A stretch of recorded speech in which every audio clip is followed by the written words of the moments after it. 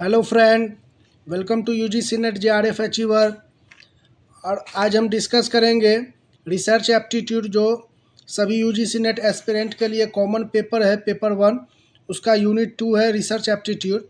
उसका आज हम डिस्कस करेंगे 25 क्वेश्चन, जो कि काफ़ी इम्पोर्टेंट होने वाला है यूजीसी नेट और सभी सेट और स्पेशली असिस्टेंट प्रोफेसर के एग्ज़ाम के लिए। तो अच्छे से आप लोग ये 25 क्वेश्चन लगाएं, काफ़ी हेल्प मिलेगा इससे। तो इसका फर्स्ट क्वेश्चन है, विच of the following variables can not be expressed in quantitative terms.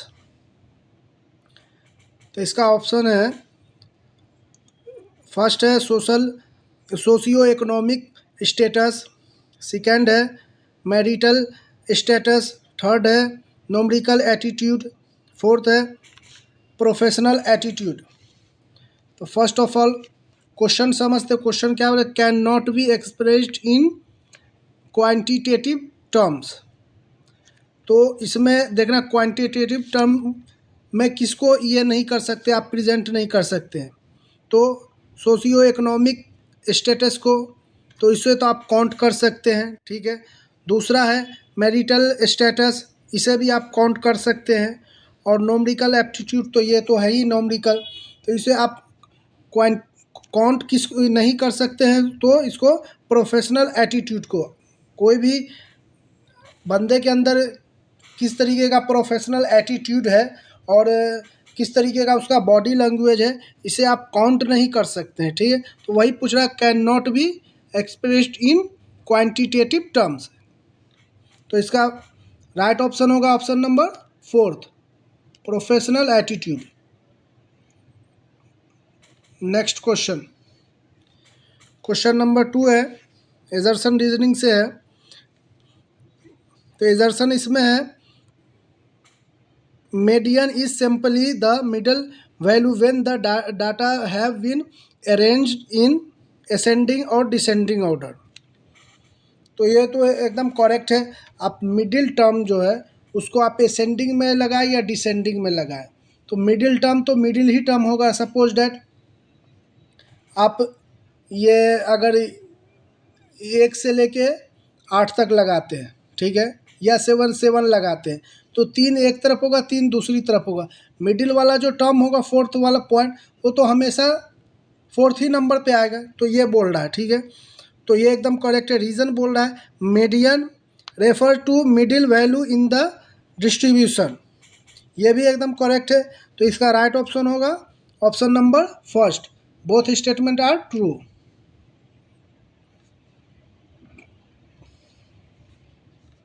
Question number 3,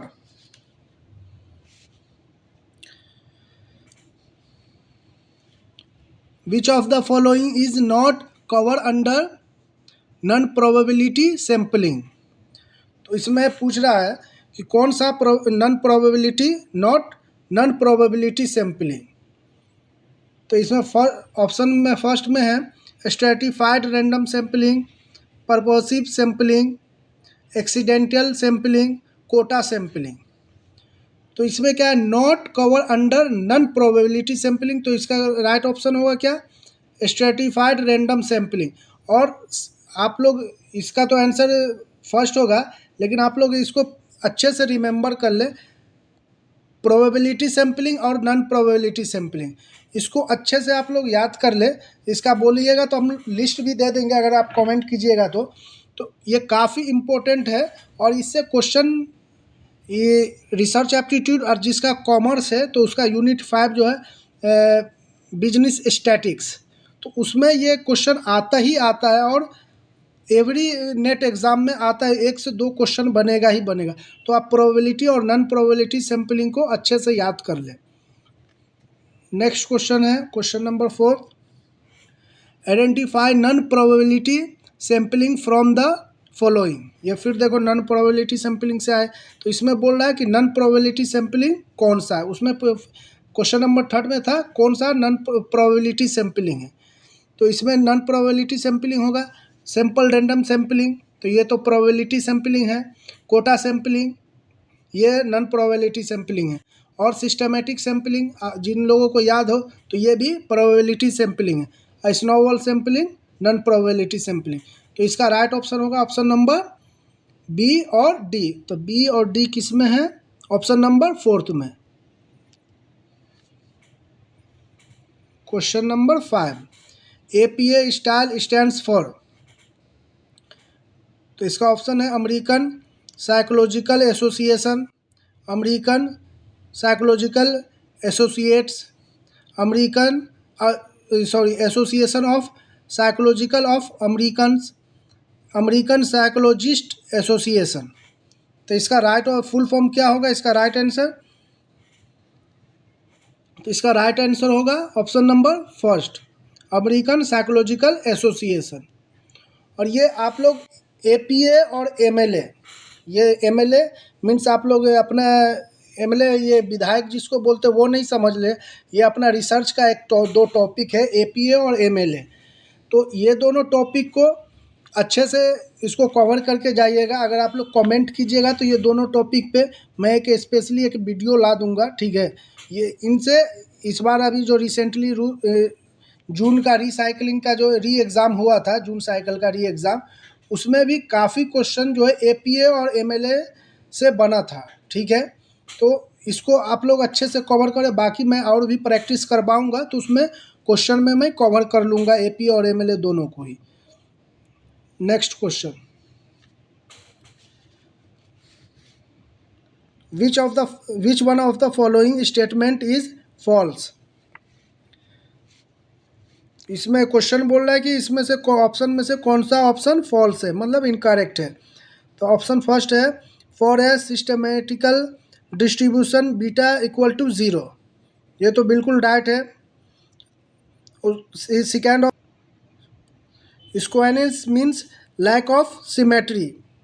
option third है high standard deviation means data are clustered around the mean and low standard deviation indicates data are more spread out.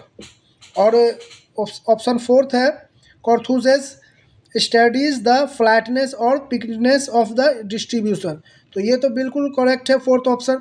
इसका incorrect पूछ रहा है तो incorrect होगा option number third.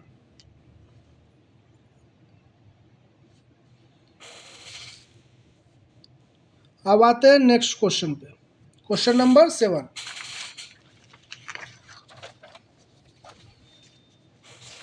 Question number 7 क्या बोल रहा है? A doctor studies the relative effectiveness of 2 drugs of dengue fever. His research would be classified as descriptive survey, experimental survey, case study, ethnography. तो ये डेंगू का जो dengue fevers के बारे में जो रिसर्च कर रहा है डॉक्टर, ये कौन से इसमें आएगा? तो ये आएगा, आप लोग इसको आप एज्यूम भी कर सकते हैं, जब वो सभी पेशेंट से, ठीक है, उसका सभी से सैंपल कलेक्ट करके और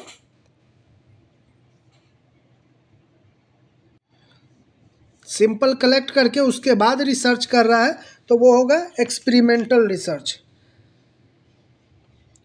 तो इसका राइट ऑप्शन होगा ऑप्शन नंबर सेकेंड। अब डिस्क्रिप्टिव सर्वे के भी बारे में समझ लेते हैं। ये डिस्क्रिप्टिव सर्वे आप आई थिंक इसके एग्जाम्पल इसका सपोज डैट जियो है, ठीक है। तो जियो के कस्टमर से आप सेटिस्फैक्शन, उसके सेटिस्फैक्शन के बारे में पूछ सकते हैं कि उसका कौन कौन से, जैसे सपोज नेटवर्क, नेट, कॉलिंग, ये सब का जो डिफरेंट डेटा कलेक्ट करते हैं, तो उसे डिस्क्रिप्टिव सर्वे बोलते हैं। और केस स्टडी के बारे में आप लोग समझते होंगे, कोई भी एक एग्जाम्पल को लेके उसके बाद उसके फर्दर ये करना, रिसर्च करना, उसे केस स्टडी रिसर्च बोलते हैं। Next question, question number 8।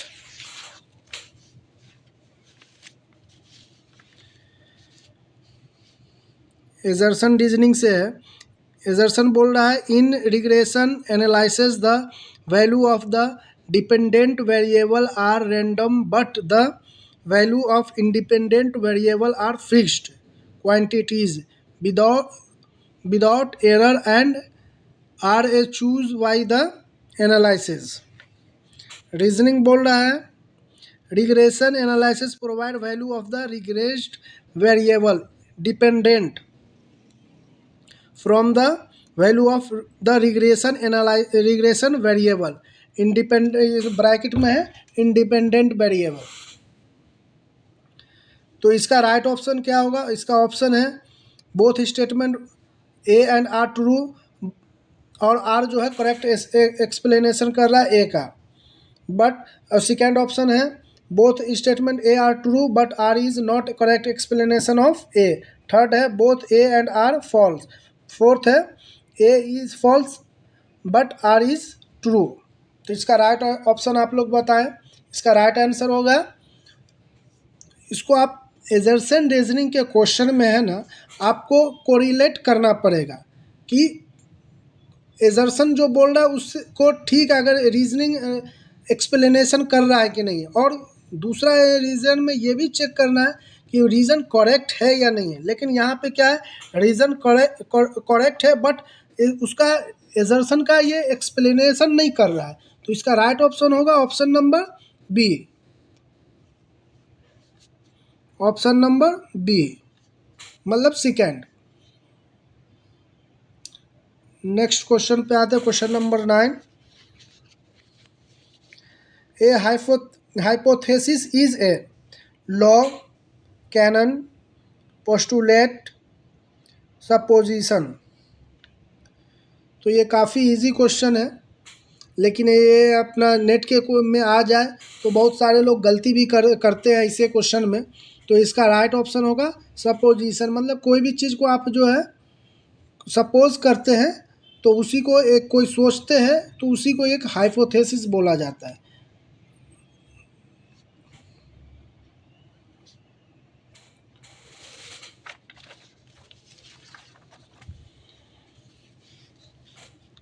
The difference between sample static and its corresponding population parameter is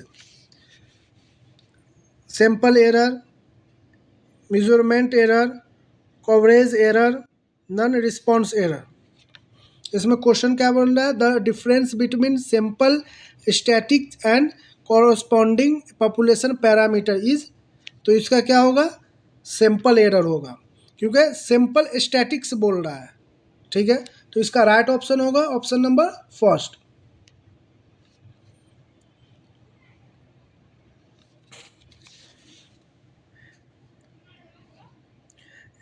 eleven number question है a variable that has a causal impact on another variable is called dependent variable, independent variable, confounding variable, extraneous variable। ये question क्या बोला? Casual impact on other variable. तो ये casual जब मतलब casual means कि थोड़ा अगर इम्पैक्ट डाल रहा है, ठीक है ना, तो वो होगा इंडिपेंडेंट वेरिएबल। ना कि अगर डिपेंडेंट वेरिएबल होता तो एकदम फुल इम्पैक्ट डालता। यहाँ पर क्या है? Causal impact on other variable means वो इंडिपेंडेंट वेरिएबल है अदर। Option number second.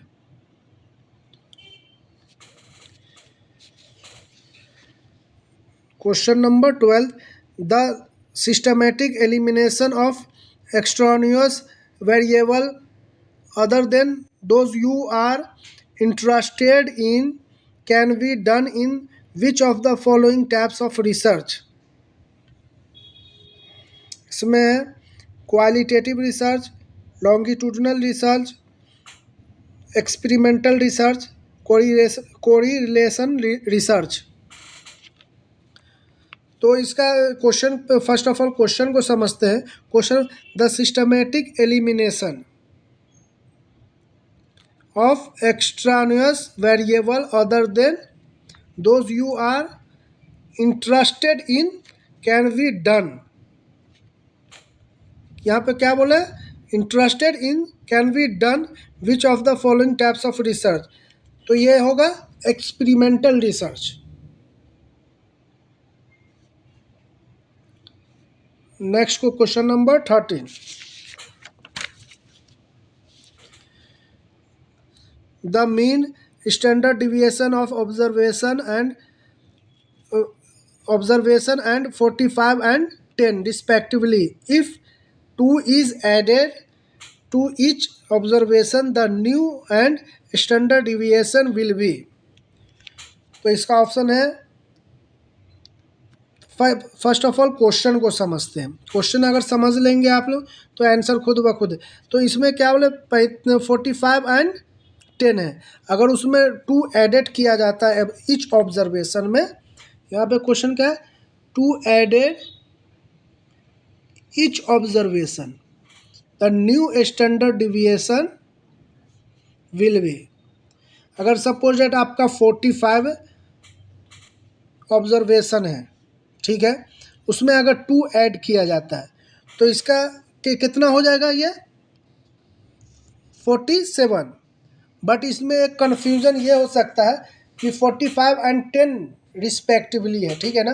तो 10 में जो है कभी भी आप ये, और ये क्वेश्चन अगर कॉमर्स से आप दे रहे हैं तो पेपर फर्स्ट मतलब रिसर्च एप्टीट्यूड में, या आपका सेकेंड पेपर में यूनिट 5 होगा बिजनेस स्टैटिक्स, ये दोनों में से एक में तो ये क्वेश्चन इस तरीके का क्वेश्चन एक आएगा ही एज इट इज, इसी टाइप का क्वेश्चन।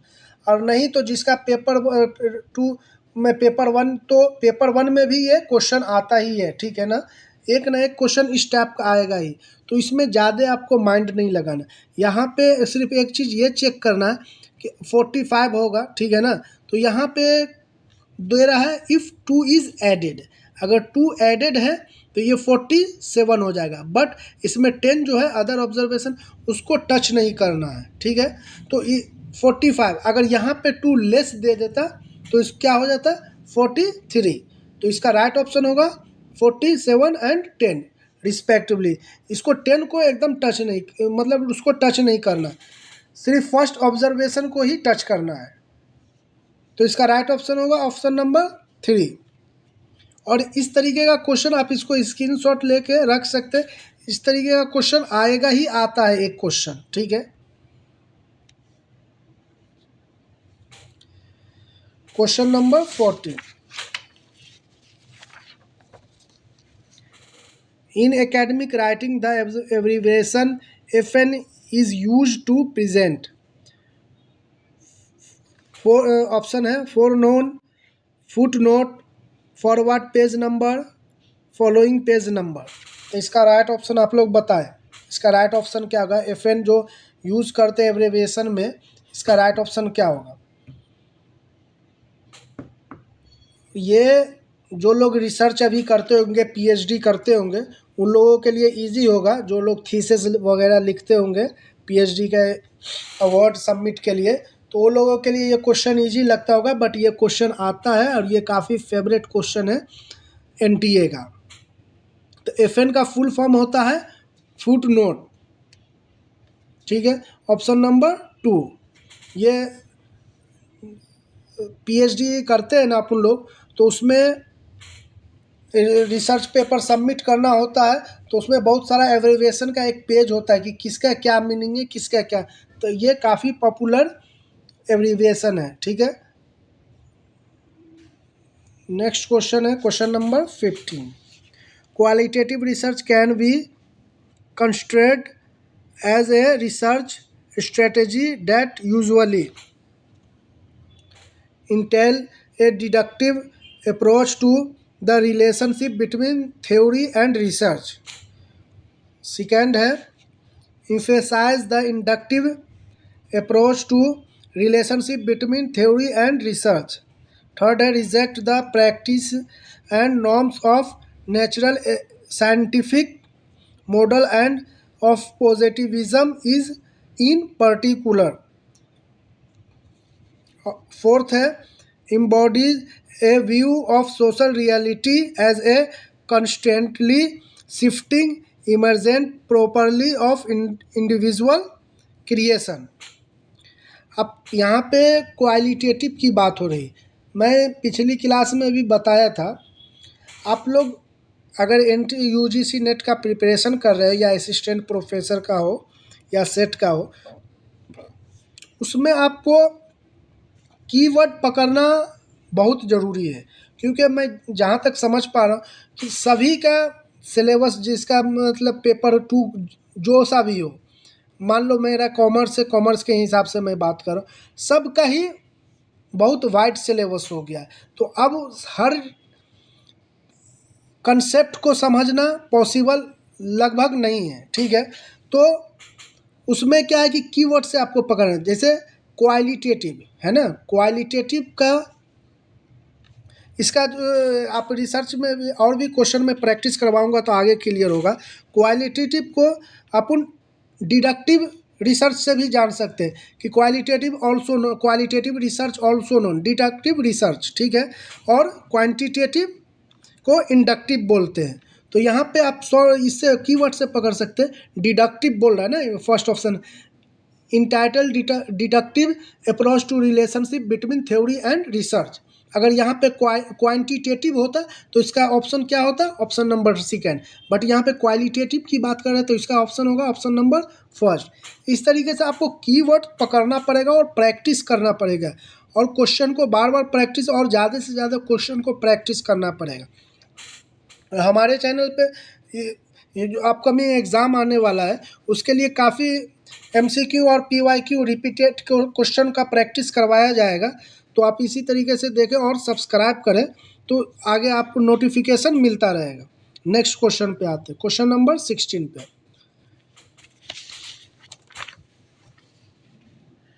क्वेश्चन नंबर 16 है एजर्सन से, median of distribution is that value of the variant which divides its in two equal parts.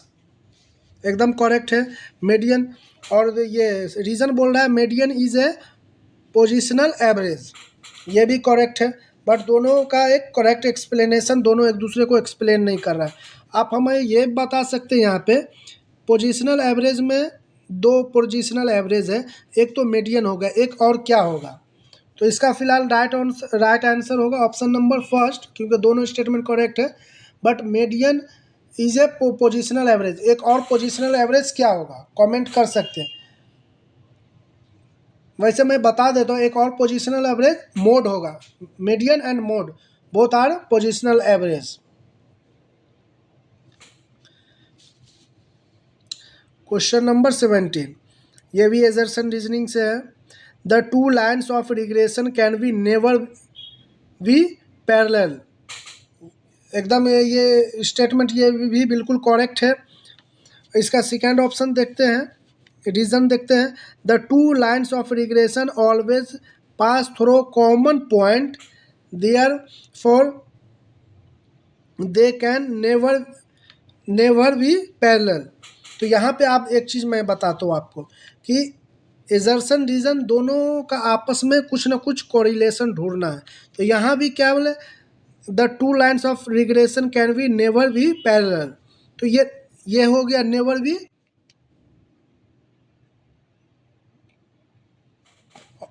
B parallel. और उसका सेकेंड रीजन देखते हैं, इसमें भी बोला the two lines of regression always pass through common point, therefore they can be never parallel. ये भी देखो, तो इसका क्या है कि करेक्ट एक्सप्लेनेशन भी रीज़न कर रहा है आर का। इसमें आपको कुछ कुछ कॉमन वर्ड जो है ना आपको पकड़ना पड़ेगा, तभी ऐसे क्वेश्चन आप बना सकते हैं। अगर कॉमन वर्ड अगर आप नहीं पकड़े तो आप नहीं बना पाइएगा ये क्वेश्चन। आपको लगेगा सबसे ऑप्शन सही है और उसमें आपका गलती होगा। कभी कभी एक्सप्लेनेशन नहीं करता होगा उसको आप राइट एक्सप्लेनेशन मार सकते हैं, और कभी कभी नहीं करता भी होगा तो आप जो है उसको नहीं मारेंगे। तो इसका राइट आंसर होगा ऑप्शन नंबर फर्स्ट, क्योंकि ये दोनों एक्सप्लेनेशन कर रहा है एक दूसरे का। Question number 18, in mean deviation everything is consider positive. और इसका रीज़न देख लेते हैं। Sum of the deviation of value of its in a series from arithmetic mean is 0 and from other its is nearly 0। तो ये दोनों state में mean deviation everything is consider positive, mean deviation में positive ही consider किया जाता है, ठीक है। इसमें सेकंड में क्या रीज़न बोल रहा है, क्या sum of deviation of the value of its series from arithmetic mean is zero and from other is nearly to zero. तो ये भी करेक्ट है, बट ये दोनों आपस का एक्सप्लेनेशन नहीं कर रहा है एक दूसरे को। तो इसका राइट ऑप्शन होगा ऑप्शन नंबर फर्स्ट।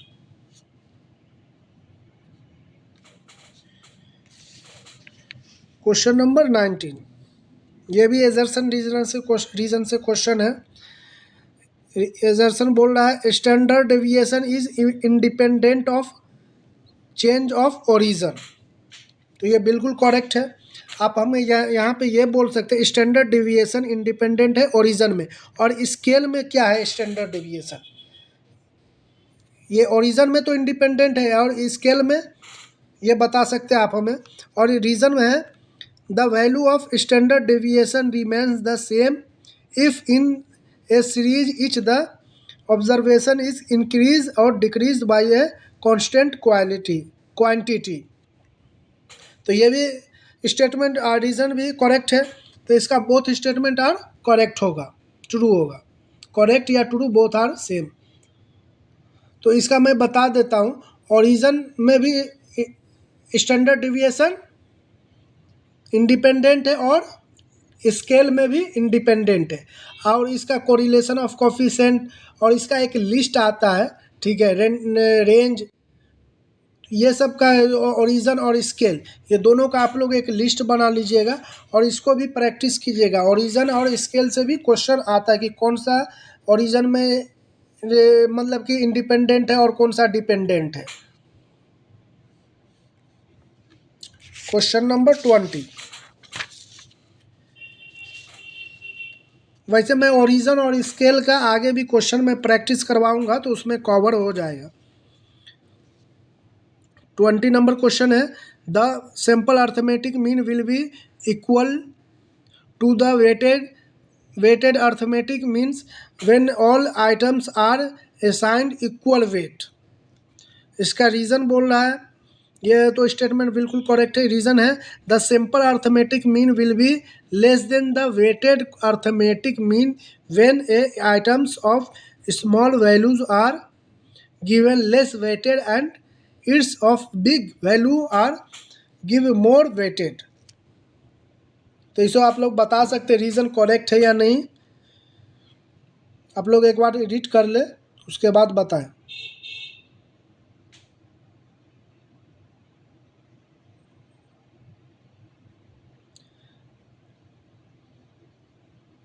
तो इसका रीज़न भी जो है करेक्ट होगा, बट ये दोनों आपस में एक दूसरे को एक्सप्लेन नहीं कर रहा है, ठीक है।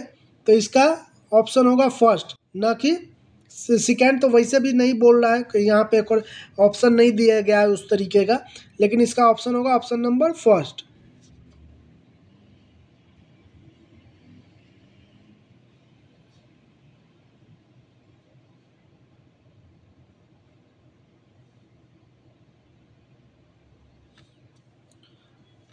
नेक्स्ट क्वेश्चन पे आते हैं।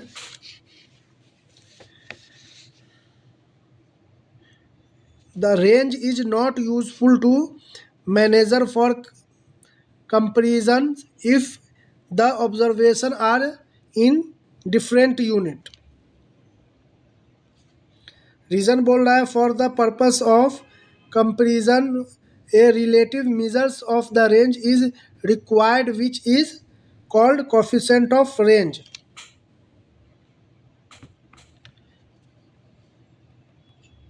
तो यहाँ पे रेंज बोल रहा है, रेंज इज नॉट यूजफुल, और यहाँ पे एक मिनट में आपको बताता हूँ। रेंज इज थोड़ा थोड़ा क्वेश्चन को अगर समझेंगे ना तो समझ में आएगा, फुल क्वेश्चन को एक ही बार में समझेंगे तो नहीं समझ में आएगा।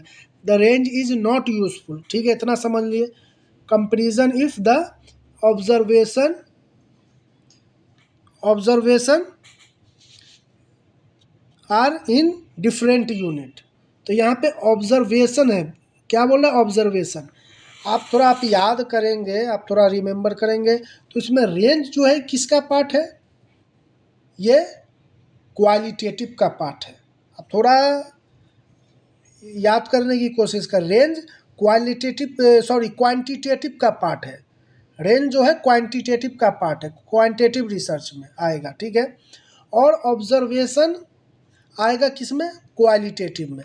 तो ये ऑप्शन बिल्कुल करेक्ट बोला, range is not useful to manager for comparison if the observation are in different unit, एकदम करेक्ट है।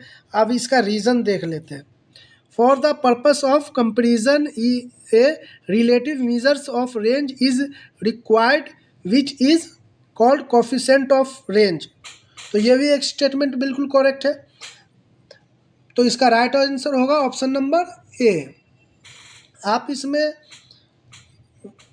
एक सेकंड मेरे को ये बता सकते हैं कि क्वालिटेटिव है और क्वांटिटेटिव है। तो इसमें क्वालिटेटिव का मैं आगे शायद इससे क्वेश्चन भी होगा। क्वालिटेटिव में नॉमिनल, ऑर्डिनल, ये दो आएगा। क्वांटिटेटिव में रेशियो और इंटरवल। तो ये रेशियो और इंटरवल में ही रेंज कवर होगा, ठीक है। और ये क्वांटिटेटिव का पार्ट है।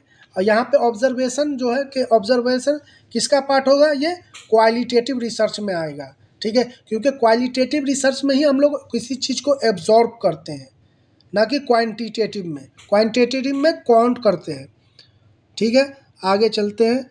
नेक्स्ट क्वेश्चन है 22। A researcher committed the type 1 error when he or she accept the null hypothesis when it is true. Second option है reject the null hypothesis when it is true. Third, accept the null hypothesis when it is false. Fourth है reject the null hypothesis when it is false. तो इसका right option क्या होगा, type 1 error है। तो type 1 error में reject the null hypothesis when it is true. यहाँ पे आप मेरे को एक कमेंट करके बता सकते हैं कि जब टाइप 2 एरर होगा तब कौन सा होगा। यहाँ पे question number 23।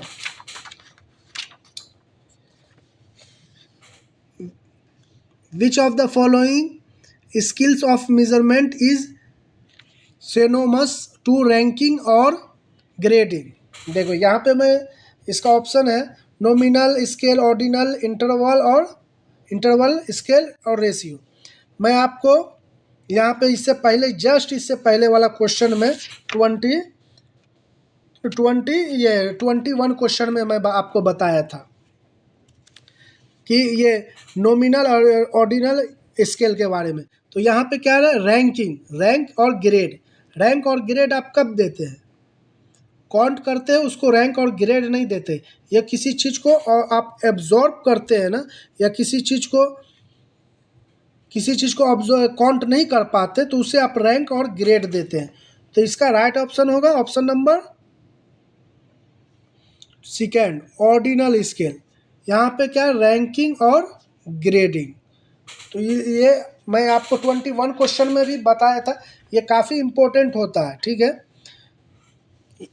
Which of the following skill of measurement, मतलब यहाँ पे स्किल को ये किया जा रहा है, इवेलुएट का मतलब मेजरमेंट किया जा रहा है, मीन्स स्केल को जैसे देखा जा रहा है कि किस लेवल का ऐसे, और उसको ऑर्डिनल टाइप में जो है ना कि फर्स्ट सेकेंड थर्ड रैंक में दिया जा रहा है, रैंकिंग और ग्रेडिंग।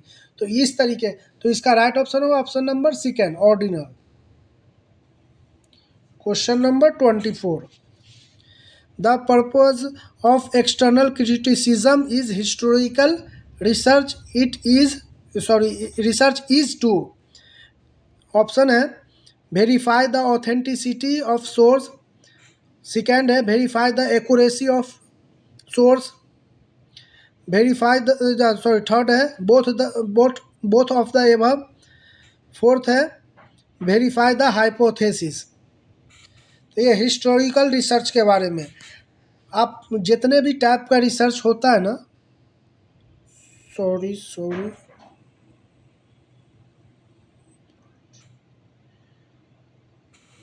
और 1 मिनट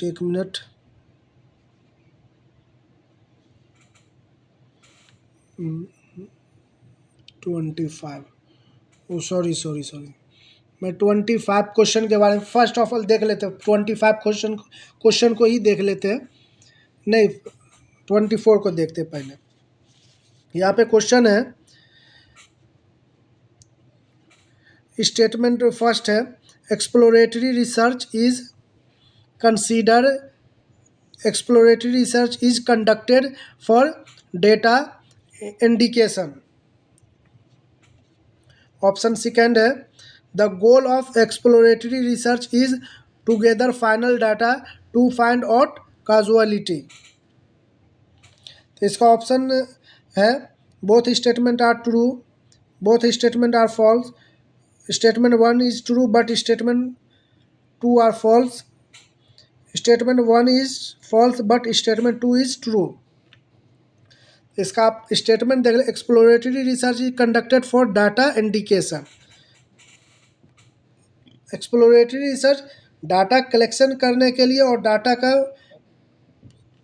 एक क्लासीफाई करने के लिए ही किया जाता है, ठीक है। तो ये स्टेटमेंट तो बिल्कुल करेक्ट है। सेकेंड है, the goal of exploratory research is together final data. तो यहाँ पे आप देख सकते हैं, फाइनल डाटा के लिए नहीं एक्सप्लोरेटरी रिसर्च, इसको पहले डाटा को कलेक्शन किया जाता है, तो उसका क्लासिफिकेशन होता है, आगे पढ़ेंगे आप लोग। और मैं क्वेश्चन के हिसाब से आपको करवाऊंगा। क्लासिफिकेशन होता है, फिर जो है उसका समराइजिंग होता है डाटा, तो उसका एक प्रोसेस है, ठीक है। तो ये फाइनल डेटा में नहीं आएगा, तो इसीलिए इसका ऑप्शन होगा option number third, 1 is true but statement 2 are false. अब आ जाते हैं क्वेश्चन नंबर 25, जो इससे पहले करना चाह रहे थे हम लोग। The purpose of external criticism is historical research is to. Option first है, verify the authenticity of source. Second है, verify the accuracy of source. Third है, both of the above. Fourth है, वेरीफाई द हाइपोथेसिस। तो इसमें बोल रहा है कि हिस्टोरिकल रिसर्च होता है, जो अपना जैसे पास्ट हिस्ट्री को डेटा को देख के उसके बाद वो किस हिसाब से किया हुआ रिसर्च है, उसमें कुछ इनोवेटिव करके जो रिसर्च हम ये रिसर्च में आप लोग जब आगे पीएचडी करेंगे तो आपको लोगों को ज़्यादा समझ में आएगा। तो हिस्ट्री के भी डाटा से अपन रिसर्च कर सकते हैं। तो इसका बोल रहा है, purposive of external criticism is historical approach is two. तो इसका क्या होता है कि उसको हिस्ट्री के डेटा को ये करके, तो उसमें ऑप्शन बोल रहा है, verify the authenticity of source. ये ऑथेंटिसिटी को जो है ना अपन वेरीफाई करते, एक्यूरेसी को नहीं कर सकते। इसमें क्या करेंगे, ऑथेंटिसिटी को करेंगे। तो इसका राइट आंसर होगा ऑप्शन नंबर फर्स्ट, ठीक है। तो अगर ये 25 क्वेश्चन लगा है, क्योंकि काफ़ी हेल्प मिलेगा आपके एग्ज़ाम में, और इसी तरीके से क्वेश्चन करवाया जाएगा इस चैनल पे। तो इस वीडियो को लाइक करें और सब्सक्राइब करें। Thank you for watching.